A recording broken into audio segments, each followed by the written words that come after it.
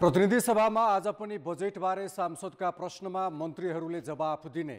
कान्तिपुर समाचारमा आज संघीयता अभ्यासको 6 वर्षमा पनि स्थानीय सरकार अनुदानकै भरमा, बजेटमा आन्तरिक स्रोतको हिस्सा 10% मात्र। छात्रवृत्ति विवरण नपठाउने विद्यालयलाई काठमाडौँ महानगरले सुरु गर्यो कारबाही। अन्तर्राष्ट्रियमा वाग्नर समूहको विद्रोह नियन्त्रण नै गर्न नसकिने खालको नभएको रुसी राष्ट्रपति पुटिनको दाबी। र खेलकुदमा विश्व विजेता लियोनल मेसीको खेल पूर्व टिम मेट रिकेल्मेको नाममा समर्पित। नमस्कार, अब मुख्य समाचार। पशुपतिनाथ जलहरीको मुचुल्कामा एउटा तौल, परीक्षणमा अर्कै। संसदमा उठ्यो अनुसन्धानमाथि प्रश्न। अकुत सम्पत्ति आर्जनको आरोपमा कोषका पूर्व सदस्य सचिव विरुद्ध मुद्दा दायर। सरकार बनेको 6 महिनामै गठबन्धनमा अविश्वास र आशंका। राजनीतिक समीकरण मिलाउने बित्यो। प्रधानमन्त्रीको अधिकांश समय सेवा प्रवाह चुस्त बनाउने प्रतिबद्धता अधुरै। विपदबाट हुने क्षतिको न्यूनीकरणमा तीनै तहका सरकार उदासीन। उच्च जोखिममा रहेका 138 बस्ती अझै सारिएन। प्रभावित क्षेत्रका बासिन्दा त्रासमा। वाग्नर समूहको विद्रोह नियन्त्रण बाहिर नरहेको रुसी राष्ट्रपति पुटिनको दाबी। सुरक्षा निकायमा करार, परिवार वा बेलारुसको निर्वाचन रोज्न दिए विकल्प। र साफ च्याम्पियनसिपमा नेपालले आज अन्तिम खेलमा पाकिस्तानसँग प्रतिस्पर्धा गर्ने। जितविहीन नेपाल सुखद अन्त्यको खोजीमा।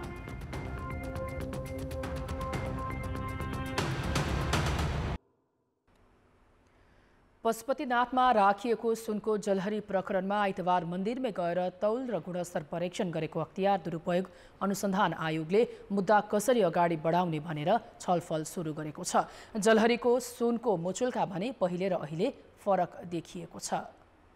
2077 सालमा तत्कालीन प्रधानमन्त्री केपी शर्मा ओलीको निर्देशनपछि राखिएको 108 किलो जलहरीको आइतबार राति तौल तथा गुणस्तर मापन गरिएको हो। त्यस क्रममा तौल केही थोरै देखिए पनि 11 किलो नै गायब भएको हो कि होइन भनेर अख्तियारले खुलाएको छैन। तर मीनबहादुर गुरुङले दिएको भनिएको 3 करोड, सुभाष सङ्घाई नामका व्यक्तिले दान गरेको 1 किलो सुन लगायतको हिसाब भने स्पष्ट छैन। जलहरी निर्माणका लागि कालीगढलाई दिएको रकममाथि पनि अनुसन्धान भएको छ। अहिले तौल पुगेको भनिए पनि बीचमा विवाद बढेपछि सुन नहराएको देखाउन पछि कुनै बेला जलहरीको सिक्रीमा रूपमा थप गरिएको हुन सक्ने आशंका अख्तियारका अधिकारीहरूको छ। तर त्यसका लागि प्रमाण नपुगेपछि कसरी मुद्दा लैजाने भन्नेमा अख्तियार अन्योलमा परेको हो। मन्दिरका भट्टदेखि पुजारीसम्म सबैको बयान लिएको अख्तियारले अनुसन्धान नसकिएको र कुनै दबावमा नपर्ने बताएको छ। जाँचको काम भयो, त्यो अनुसन्धानकै एउटा नियमित प्रक्रिया हो। अब अनुसन्धान जारी रहिरहेको छ, टुङ्गिएको छैन। यो विषयमा आयोगको अनुसन्धान कतैबाट त्यस्तो प्रभावित हुँदैन। स्वतन्त्र निष्पक्ष रूपमा यो अनुसन्धान हुन्छ। 1.5 वर्षदेखि अनुसन्धान गरिरहेको भने पनि अख्तियारले जलहरी मुद्दालाई त्यति प्राथमिकतामा राखेको थिएन। उजुरी परेको 2 वर्षपछि र महालेखा प्रतिवेदनमा समेत उल्लेख भएको विषयलाई अख्तियारले ढिला गरी छानबिन गरेकोमा सांसदहरूले समेत सदनमा प्रश्न गरेका थिए। उनीहरूले यस विषयमा संसदीय छानबिन समिति गठनको पनि माग गरे। उजुर परेको 2 वर्षपछि बल्ल अख्तियारले छानबिन गरेको छ। महालेखाको प्रतिवेदनमा प्रश्न आएको विषयलाई अख्तियारले यति ढिलो गरी छानबिन किन गर्यो? यसको निर्णय प्रक्रिया र कार्यान्वयनका सन्दर्भमा थुप्रै विषयहरू जोडिएका छन् र ती व्यापक रूपमा टीका टिप्पणीको विषय बनेका छन्। सम्माननीय सभामुख मार्फत म सदनलाई अनुरोध गर्न चाहन्छु, यो गम्भीर विषय छानबिनका निम्ति सदनले एउटा समिति बनाओस्। यसको पूर्ण र निष्पक्ष छानबिन हुने स्थिति निर्माण होस्। कति सुन हराएको हो, कति सुन बाँकी छ, के स्थिति हो? यो कुनै ट्रकमा ल्याएको सामग्री जोख्ने कुरा होइन। यो कुरा सत्य तथ्य सदनमा गम्भीरतापूर्वक विषय उठेको हुँदाखेरि यो सम्मानित सदनमा सत्य तथ्य जानकारी गराउनको निम्ति सम्मानीय सभामुख महोदय मार्फत सम्बन्ध निकायलाई म विशेष अनुरोध गर्न चाहन्छु। नक्कली भुटानी शरणार्थी प्रकरणमा अख्तियार प्रमुख प्रेम राईको भूमिकाबारे अदालतमै प्रश्न उठिरहेका बेला संसदमा जलहरीको विषय पनि उठेपछि एमालेले संसद नै अवरुद्ध गरेको थियो। पशुपतिनाथ मन्दिरको गर्भगृहबाट आइतबार निकालिएको जलहरी पुनर्स्थापना गर्न 1 साता लाग्ने पशुपति क्षेत्र विकास कोषले जनाएको छ। जलहरी पुनर्स्थापना गर्न भारतबाट दक्ष कालीगढ र लाहा ल्याउनु पर्ने कोषले जनाएको छ। अख्तियारले अनुसन्धान गरिरहेकै बेला एक साताभित्र जलहरी पुनर्स्थापना गर्ने तयारी भइरहेको कोषका पदाधिकारीले जानकारी दिएका छन्। जलहरी परीक्षणको प्रतिवेदन तयार पार्न 1 महिना लाग्ने अख्तियार स्रोतको भनाइ छ। अहिले जलहरीमा तामा, पित्तल र चाँदीको मात्रा कति छ भनेर अध्ययन भइरहेको जनाइएको छ। जलहरीमा तत्कालीन राष्ट्रपति, प्रधानमन्त्री तथा पर्यटन मन्त्री सहित कोषका पदाधिकारीको नाम राखिएको थियो। पशुपति क्षेत्र विकास कोषका तत्कालीन सदस्य सचिव डाक्टर प्रदीप ढकाल विरुद्ध अकुत सम्पत्ति आर्जन गरेको आरोपमा अख्तियार दुरुपयोग अनुसन्धान आयोगले भ्रष्टाचार मुद्दा दायर गरेको छ। 1,44,11,781 रुपियाँ बिगो कायम गरी त्यति नै जरिवाना र कैद सजायको माग गर्दै अख्तियारले ढकाल विरुद्ध विशेष अदालतमा मुद्दा दर्ता गरेको हो। ढकालले पदमा बहाल रहँदा गैरकानुनी रूपमा सम्पत्ति आर्जन गरी भ्रष्टाचार गरेको भन्दै उजुरी परेपछि अख्तियारले अनुसन्धान गरेको थियो। पशुपतिको जलहरी प्रकरणमा समेत विवादमा परेका ढकाल 2074 साउन 32 गते पशुपति क्षेत्र विकास कोषको सदस्य सचिवमा नियुक्त भएका थिए। प्रधानमन्त्री पुष्पकमल दाहालले सरकारको नेतृत्व सम्हालेको 6 महिना पूरा भएको छ। पुस 10 गते प्रधानमन्त्रीमा नियुक्त भएका दाहालले 11 गते शपथ लिएसँगै काम सुरु गरेका थिए। तेस्रो पटक प्रधानमन्त्री बनेका दाहालले आफ्नो यो कार्यकालमा नेपाली जनताले भविष्यसम्म सम्झना गर्ने खालको काम गर्ने अठोट पनि गरेका थिए। तर 6 महिने कार्यकालमा केही गर्ने प्रयास गरे पनि धेरै समय औपचारिक कार्यक्रमदेखि सत्ता समीकरणको चलखेलमै गुजारेका छन्। एमालेको समर्थनमा पुस 10 मा प्रधानमन्त्री बनेका पुष्पकमल दाहाल राष्ट्रपति निर्वाचनसम्म पुग्दा नेपाली काङ्ग्रेससँगको गठबन्धनमा जोडिए। समीकरण हेरफेरकै कारण यो अवधिमा 2 पटक विश्वासको मत लिए। सरकारलाई पूर्णता दिन नै 4 महिनाभन्दा बढी समय लाग्यो। अहिले पनि 32 सिटसहित संसदमा तेस्रो दलको नेतृत्व गर्ने दाहाललाई गठबन्धनमा आबद्ध अन्य दलको चित्त बुझाउन हम्मे परेको देखिन्छ।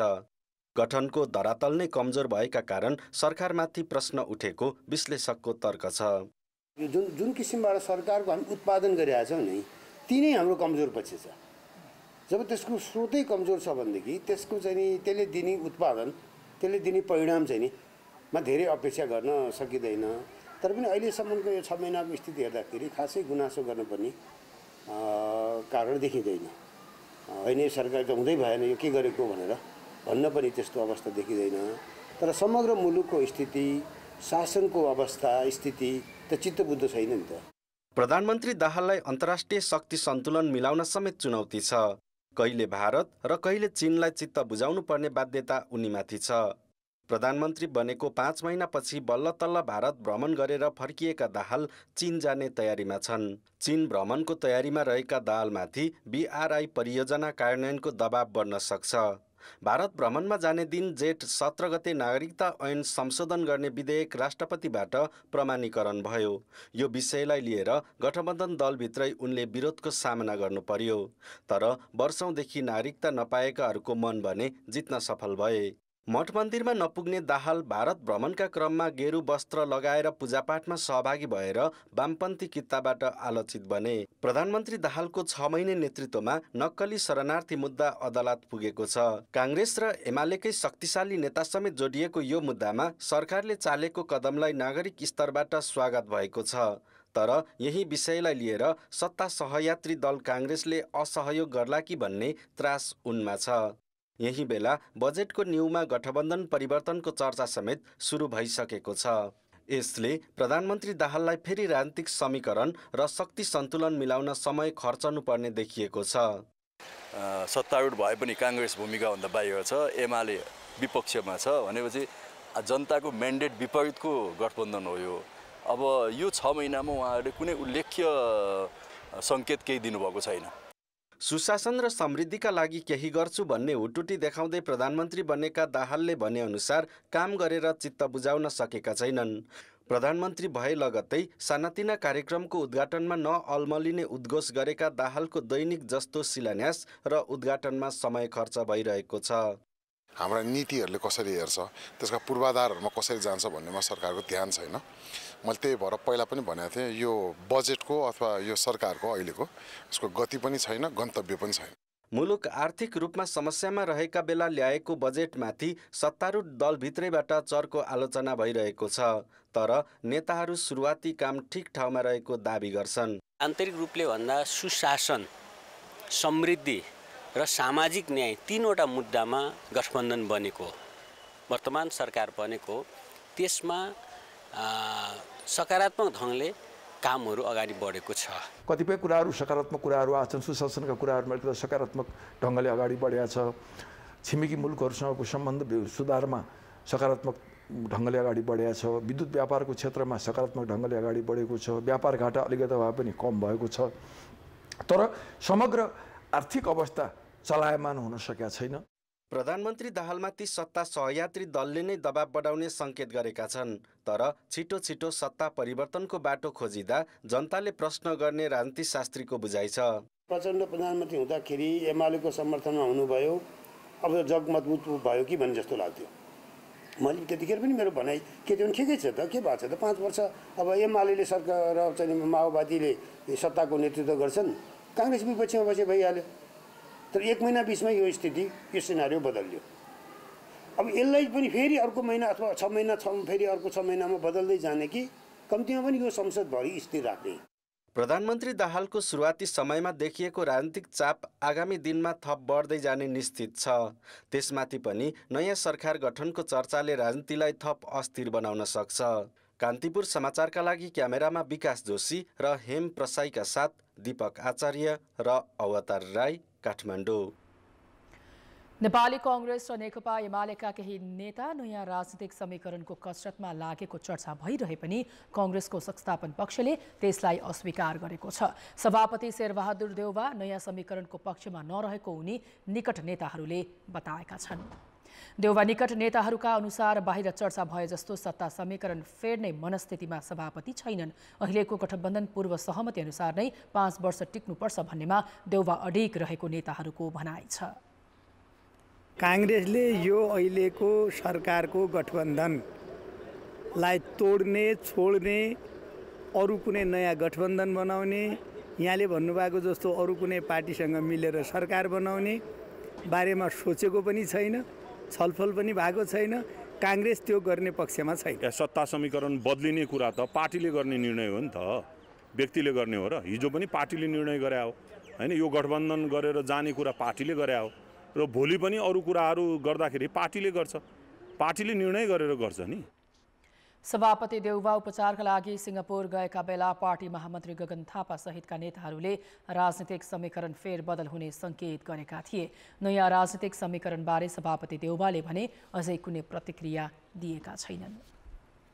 सर्वोच्च अदालतले असार 7 गते आफ्नै अल्पकालीन अन्तरिम आदेशलाई निरन्तरता नदिएपछि पछिल्लो पटक संशोधित नेपाल नागरिकता ऐन कार्यान्वयनमा आएको छ। जन्मका आधारमा नागरिकता लिएकाहरूका सन्तानले वंशजको नागरिकता पाउन थालेका छन्। यो ऐन अनुसार आमाको नामबाट पनि नागरिकता वितरण थालिएको छ। अहिले जिल्ला प्रशासन कार्यालयहरूमा नागरिकता बनाउनेको भिड लागेको छ। लामो समयदेखि विरोध र समर्थनले चर्चामा रहेको संशोधित नागरिकता ऐनमा के छ त? अनि यो ऐन अनुसार कसले नागरिकता पाउन थाले र कसले अझै पाउने अवस्था छैन त? नेपाल नागरिकता पहिलो संशोधन ऐनले बुबा र आमाको ठेगान नभएको नाबालकले वंशजको नागरिकता पाउने व्यवस्था गरेको छ।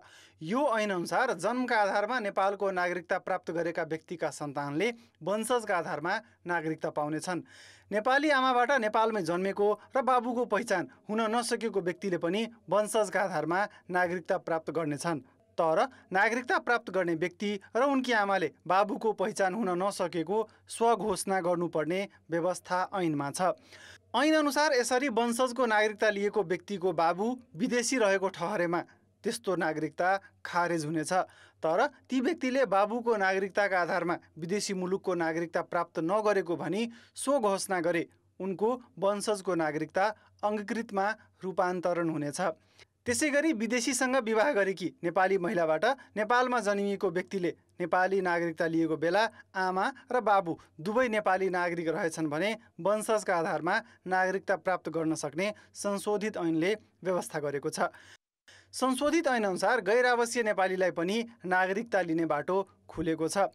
तर त्यसका लागि नियमावली बनाउन बाँकी छ। ऐनले गैर आवासीय नेपालीलाई आर्थिक, सामाजिक तथा सांस्कृतिक अधिकारको उपभोग गर्न पाउने गरी गैर आवासीय नेपाली नागरिकता दिन सकिने व्यवस्था गरेको छ। गैर आवासीय नेपालीले साबिकमा नेपालको नागरिकता लिएको भए त्यस्तो नागरिकता त्यागेको प्रमाण भने पेश गर्नुपर्नेछ। झुठा विवरण दिएर गैर आवासीय नागरिकता प्राप्त गरेको ठहर भएमा भने त्यस्तो नागरिकता रद्द हुने व्यवस्था ऐनमा छ। संशोधित ऐनमा पहिचान सहितको नागरिकता दिने प्रावधान राखिएको छ। नागरिकता प्राप्त गर्ने व्यक्तिले आमा वा बाबुमध्ये रोजेको थर र ठेगाना राख्न सक्ने व्यवस्था छ। कान्तिपुर समाचारका लागि जितेन्द्र झा, काठमाडौँ। मनसुनको समयमा आउने बाढी, पहिरो लगायत विपदका घटनाले नेपालमा ठूलो मात्रामा जनधनको क्षति हुने गरेको छ। तर सरकारले विपद न्यूनीकरणको प्रभावकारी योजना ल्याउन सकेको छैन। जोखिममा परेका बस्तीहरू सुरक्षित स्थानमा सार्ने सरकारको योजना पनि प्रभावकारी छैन। हरेक वर्ष मनसुन भित्रिनु अघि राष्ट्रिय विपद जोखिम न्यूनीकरण तथा व्यवस्थापन प्राधिकरणले मनसुन पूर्व तयारी तथा प्रतिकार्य राष्ट्रिय कार्य योजना तयार पार्नुपर्छ। प्राधिकरणले गरेको अध्ययन अनुसार सिन्धुपाल्चोक, स्याङ्जा, प्युठान, अर्घाखाँची, बाजुरा लगायतका विभिन्न जिल्लाका 138वटा बस्तीहरू बाढी पहिरोको उच्च जोखिममा छन्। तर अहिलेसम्म ती बस्ती स्थानान्तरण गर्न तीनै तहका सरकारले ध्यान दिएका छैनन्। न पुनर्स्थापना गर्नुभएको छ, न पुनर्निर्माण गरिएको छ। हामी एकदम आजभोलि पनि बाढी कतिखेर बाढी आउँछ, कसरी हामी जाग्नुपर्छ भन्ने केही ठेगानै छैन। दुःख लाग्छ। अब सरकारले चाहिँ मलाई त्यहाँ फर्काउनको लागि बाटो र पानीको राम्रो व्यवस्था गरिदियो भने म तुरुन्तै फर्किन्छु। बाढी पहिरोको अत्याधिक जोखिममा रहेको जिल्ला सिन्धुपाल्चोकका जुगल, भोटेकोसी, हेलम्बु गाउँपालिका एवं बाह्रविसे र मेलम्ची नगरपालिका लगायतका बस्ती स्थानान्तरण हुन सकेका छैनन्। सरकार स्थायित्व नभएको कारण र राजनीतिक कारणले पनि यो बस्ती स्थानान्तरण नभएको हुनसक्छ र यो सरकारले पनि त्यति चासो नदिएको जस्तो देखियो। भोटेकोसी र बाह्रविसे गाउँपालिकाहरूमा सुरक्षित स्थानकै अभावको कारणले गर्दाखेरि पनि हुन सकेको छैन र जाने परिवारको सङ्ख्या धेरै भएको हुनाले उहाँहरूलाई सहज ढङ्गले त्यहाँ जान सक्ने अवस्था नभएको हुनाले अपेक्षित ढङ्गले सुरक्षित स्थानमा स्थानान्तरण गर्न सकिएको अवस्था छैन। सिन्धुपाल्चोक जस्तै गोर्खा लगायतका जिल्लामा 2072 सालको भूकम्पबाट जोखिममा परेका बस्ती समेत स्थानान्तरण हुन नसकेको अवस्था छ। जुन पहिचान भएको बस्तीहरूलाई चाहिँ स्थानान्तरण गर्ने ठोस योजना पास गर्छौँ र अगाडि बढ्छौँ। यो हाम्रो तयारी छ। राष्ट्रिय योजना आयोगले पनि 2 वर्ष अघि नै 15वटा हिमाली जिल्लाका 126वटा बस्तीलाई जोखिमयुक्त पहिचान गरेको थियो। ती बस्ती सुरक्षित ठाउँमा सार्ने र एकीकृत बस्ती बनाउने अवधारणा आयोगले ल्याएको थियो। तर अहिलेसम्म कुनै पनि बस्ती सारिएको छैन। यो कार्यविधि अन्तर्गत हाम्रो वाली 8 र वाली 14का 8वटा गाउँहरू चाहिँ पुनर्स्थापना गर्नुपर्ने भनेर हाम्रो प्राधिकरणबाट पनि स्थलगत अध्ययन भएर रिपोर्ट प्राप्त भएको छ। अब हामी सम्बन्धित निकायसँग समन्वय गर्ने, पालिकासँग केही छुटपुट भएका कागजात त्यो पनि राख्ने भन्ने कुरा चाहिँ गरिरहेका छौँ। अलिकति यसमा चाहिँ माथि प्राधिकरणबाट पनि त्यो समयमा अलिकति काम चाहिँ हुन सके जस्तो देखिन्न। हामीले प्रयास त गरिरहेका छौँ, यो छिट्टै हुन्छ भन्ने अपेक्षा गरौँ। अहिलेसम्म बस्ती स्थानान्तरण अलिक कम भएका छन्। भूकम्पपछि एकीकृत बस्तीहरू केही बनेका छन्। तर त्यो बाहेकका अघि पछिको अवस्थामा जोखिमका ठाउँहरू देखेर यहाँ जोखिमयुक्त ठाउँ छ, तपाईँहरू सर्नुहोस् भनेर सरकारले केही ठाउँमा विगतमा घरै बनाएर सर्नुहोस् भन्दा नसरेका उदाहरण पनि छन्। संविधानले विपद व्यवस्थापनलाई तीनै तहका सरकारको साझा अधिकारको सूचीमा राखेको छ।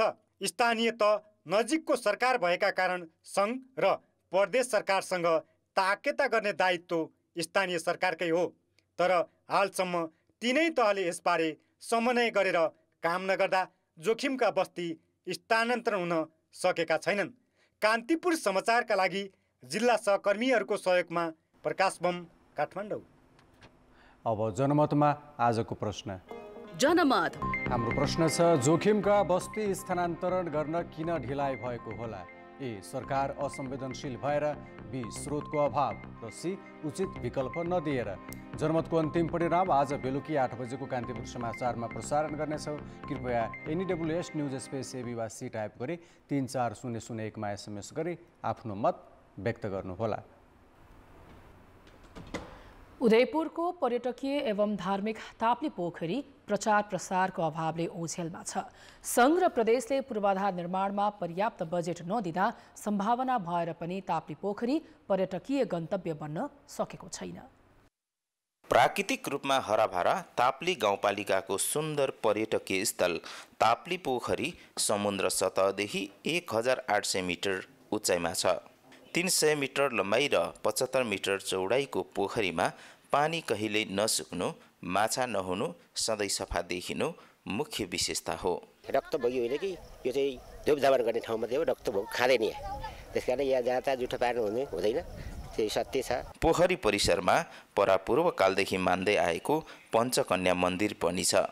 5 जना कन्या पोखरीमा अलप भएको र उनीहरूको पूजा आराधना गर्दा मनोकामना पूरा हुने मान्यताका साथ यहाँ धर्म कर्म गर्न जाने प्रचलन समेत छ।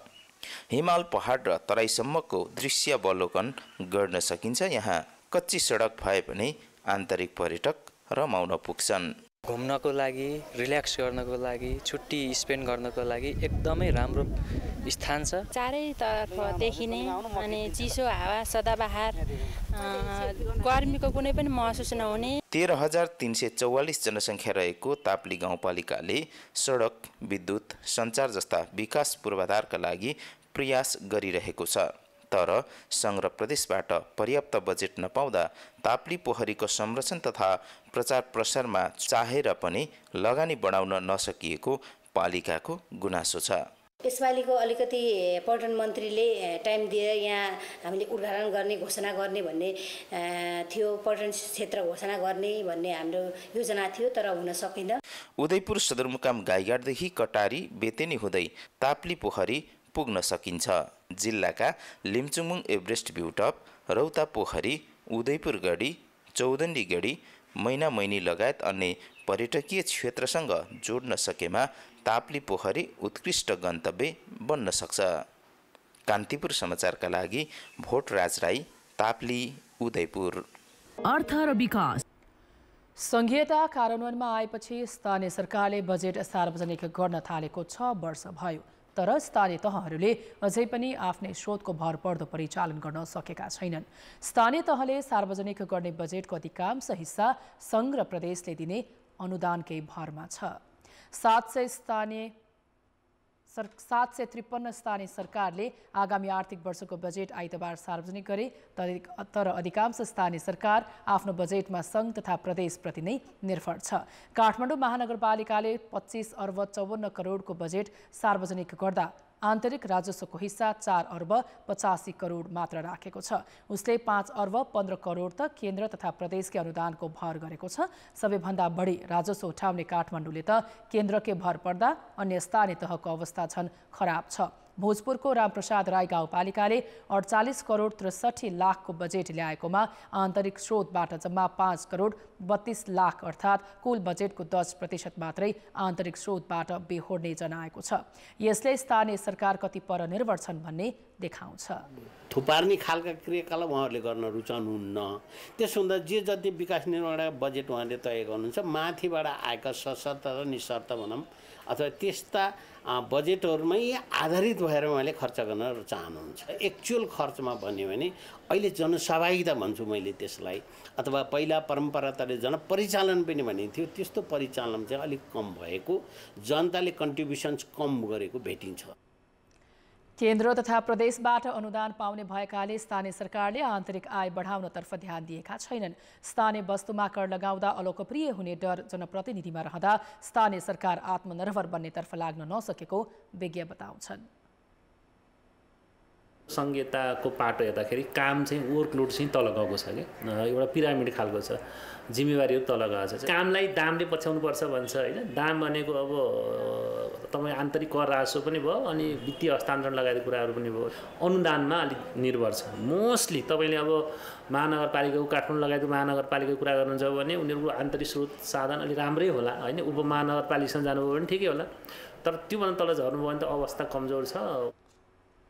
स्थानीय सरकारहरूले बजेट बनाउने क्रममा स्थानीय आवश्यकताको पहिचान गरे पनि स्रोत व्यवस्थापन गर्न सकेका छैनन्। अब जनताको आवाज हामीले सातै प्रदेशमा सोधेका छौँ। तपाईँको स्थानीय तहले ल्याएको बजेट कस्तो लाग्यो? जनताको आवाज टालटुलमुखी र एकदम वितरणमुखी। युवाहरूको लागि प्रोत्साहन गर्ने केही पनि नयाँ बजेटमा केही पनि इम्प्लिमेन्ट गरेको छैन। खेलकुदमा माने अलिकति बढाएर गर्नुपर्ने पर्याप्त चाहिँ छैन बजेट। हाम्रो गाउँमा त बजेट आएको छ तर नेताहरूले गोलमाल गरेको छन्, राम्रो काम भइरहेको छैन। केही नयाँ कार्यक्रमहरू पनि लिएर आएको छ, यो सराहनीय कुरा हो। बजेट समग्र पक्षलाई समेटेको देख्दाखेरि राम्रो लागेको छ। कृषि क्षेत्रमा चाहिँ कन्या थरे जस्तो भएको छ। स्थानीय तहले ल्याएको बजेट समग्रमा हेर्दा राम्रै छ। स्थानीय तहले ल्याएको बजेट समग्रमा त ठिकै छ। शिक्षामा बजेट आउनुपर्ने सबैभन्दा बढी शिक्षा र स्वास्थ्यलाई हेर्नुपर्ने हो, हेरेको छैन। जनताले माग गरेपछि योजना लैजानुपर्छ। जनताको मागै नभएका ठाउँ योजनाहरू परेका छन्। बाटोघाटो कुन ठाउँमा पुगेका छैन त्यसको लागि पनि चाहिँ अलिकति गहिरेर हेर्ने कुराहरू पनि छ। बेरोजगारी सम्बन्धी पनि यसमा समेटिएर राखेको छ। खेलाडी मान्छे भएर अलि चाहिँ चित्त बुझा छैन। राम्रो त लाग्यो तर महिलाको लागि अलि राम्ररी छुट्याउनु पर्छ। सुन्दामा असाध्यै राम्रो छ, यसको कार्यान्वयन पछि कसरी हुने हो भन्ने कुराको एउटा आशंका रह्यो। बजेट पहिला नै आइरहेका हुन्, अब पहिलाको जस्तो हुन्छ कि अहिले नै अब कार्यान्वयन हुन सक्छ कि सक्दैन। कल कारखाना उद्योगहरूमा जोड दिएको चाहिँ देखिन। नयाँ कार्यक्रमलाई चाहिँ खासै ध्यान दिएको चाहिँ छैन। मलखातको आपूर्ति गर्ने विषयमा यी सबै बजेटहरू मौन छन्। समग्रमा जनमुखी खालको बजेट आएको छ।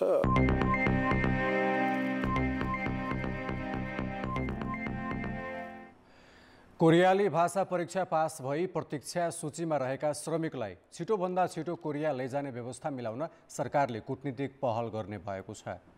एकपटक कोरिया गई फर्किएर पुनः कोरियन भाषा परीक्षा पास गरेका श्रमिकहरूले आन्दोलन गरेपछि सरकारले कोरियाको मानव संसाधन विभागलाई भर्ना प्रक्रिया छिटो छरितो बनाउन आग्रह गर्ने भएको हो। ईपीएस कार्यालयका अनुसार औद्योगिक र कृषिमा गरी 11,000 भन्दा बढी श्रमिक हाल प्रतीक्षा सूचीमा छन्। हामी कम्तीमा पनि हाम्रो तहमा त्यो काम आएको छ, त्यो माग आएको छ, त्यो विषय आएको छ, उच्चारण भएको छ। अहिले कम्तीमा पनि हामीसँग आइपुगेको छ। हामीले अब नेपाल गभर्मेन्ट विशेष गरी श्रम मन्त्रालयले के गर्छ भन्दाखेरि कोरियन काउन्टर पार्टसँग यस विषयमा कुरा गर्छ। सन् 2008मा ईपीएस प्रणाली सुरु भए यता हालसम्म करिब 93,000 युवाले कोरिया गइसकेका छन्। 45,000 नेपाली युवा अहिले पनि कार्यरत छन्।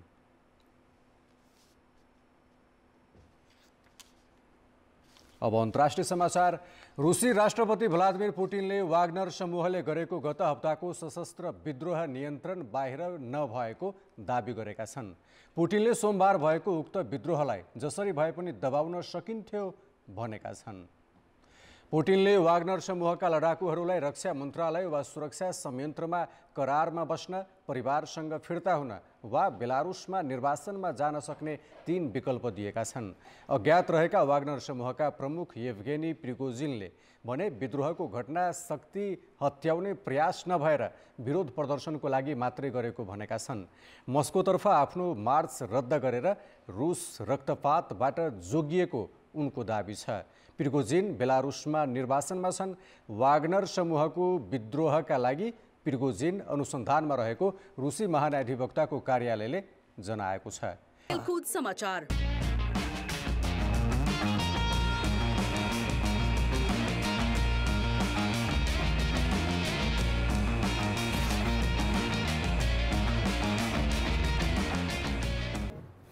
कान्तिपुर खेलकुद समाचारमा स्वागत छ।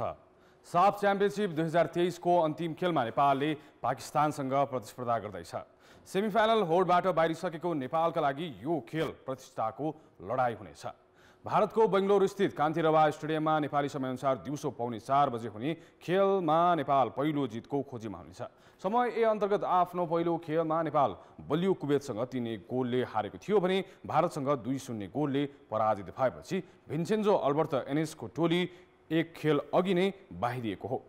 नेपाल 2015 पछि पहिलोपटक समचरणबाट बाहिरिएको हो।